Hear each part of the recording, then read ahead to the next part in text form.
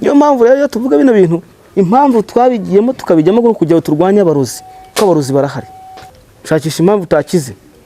Hari nawe ntwara kwa muganga wa kizungu nkafata imodoka yanjye nkabajyana bagakirirayo kubera ko babibeshye yuko indwara barwaye ari ya gakondo. Abantu baroge ukabona umwana, hari umuntu wampamagaye ari muri Amerika amaze kubyara umwana hashize iminsi 3, abantu bari hano nyirasengera amwoherereza ihembe riragenda riramwica.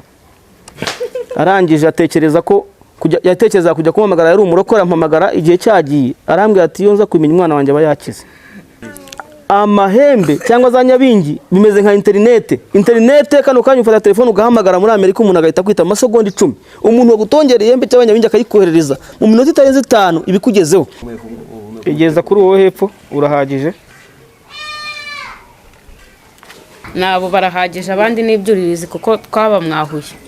Kwe tuvuyeho byaba bihagije. Twafuna bawore omuwala gwenzirako yari pastor. Nga pastor tabikiririza mu kulaki. Iyo myuka mibi turayifata tukayitongera tukayisubiza aho ikora iki, aho ituruka.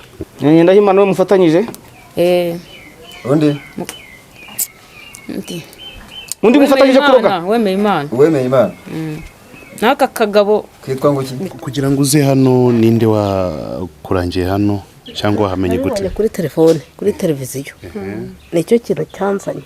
Ntabwo yashaka kujya kugenda byayijahaje birayifata mujyane mubavemo